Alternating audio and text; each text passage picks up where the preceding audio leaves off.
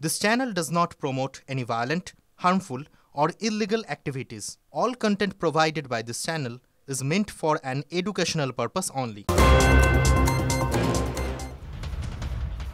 ধরালির পর উত্তরাখণ্ডের থরালিতে ভয়াল ধস, বহু বাড়ি গাড়ি চাপা পড়ে গিয়েছে কাদা পাথরের তলায়।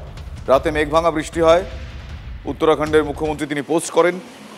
এই মুহূর্তে সেখানকার পরিস্থিতি সংক্রান্ত কি তথ্য রয়েছে আমি জানবো আমার সহকর্মী কমলেশ চৌধুরীর কাছ থেকে। কমলেশ, এখনো পর্যন্ত পরিস্থিতি কি, কতটা সামাল দেওয়া গেছে?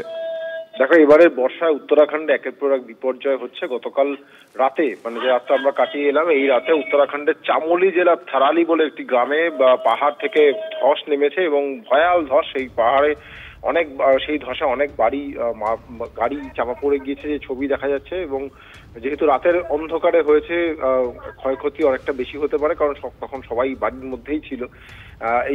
এটা কেন হয়েছে, উত্তরাখণ্ডের মুখ্যমন্ত্রী জানিয়েছেন যে গ্রামের ওপরে কোথাও মেঘভাঙা বৃষ্টি হয়, তার ফলেই জলের স্রোত, পাথর নদীতে এমন স্রোত আসে যে পাথর হুড়মুড় করে নেমে আসে এবং এই ভয়াল ধস তারপরেই হয়েছে। ইতিমধ্যেই সেখানে জেলা প্রশাসন পৌঁছেছে, সেই ধ্বংসস্তূপ এখন সরানোর কাজ চলছে। এখনো পর্যন্ত মৃতের সংখ্যা কত জানা যায়নি, তবে মৃতের সংখ্যা অনেক হতে পারে এরকমই আশঙ্কা। শুভজিৎ, ধন্যবাদ কমলেশ।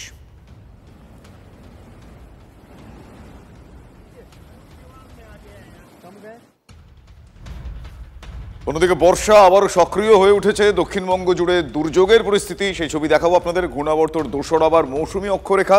আজ দক্ষিণবঙ্গে 8 জেলায় কমলা সতর্কতা জারি রয়েছে। উপকূল ও পশ্চিমের 8 জেলায় অতি ভারী বৃষ্টির সতর্কতা জারি আছে। কলকাতা সহ 4 জেলায় ভারী বৃষ্টির পূর্বাভাস।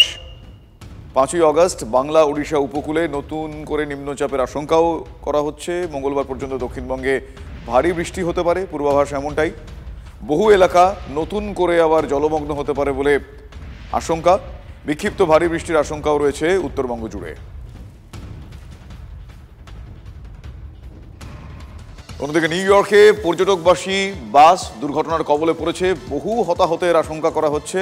নায়াগ্রা জলপ্রপাত থেকে ফেরার পথে নিউ ইয়র্কের উত্তরাঞ্চলে পেমব্রকের কাছে পর্যটকবাহী একটি বাস দুর্ঘটনার কবলে পড়ে। অন্তত 50 জন যাত্রী নিয়ে নিয়ন্ত্রণ হারিয়ে বাসটি সড়কের পাশে একটি খাদে পড়ে যায়। ক্লোজ সার্কিট ক্যামেরার ফুটেজ সূত্রে জানা গিয়েছে যে যাত্রী বোঝাই বাসের গতি অত্যধিক থাকায় চালক নিয়ন্ত্রণ হারিয়ে ফেলেন। দুর্ঘটনাগ্রস্ত বাসের মধ্যে আটকে পড়েন অনেকেই। হেলিকপ্টার করে উদ্ধার কাজ চলছে। জানা গিয়েছে বেশিরভাগ পর্যটক ভারত, চীন এবং ফিলিপিন্সের ছিল।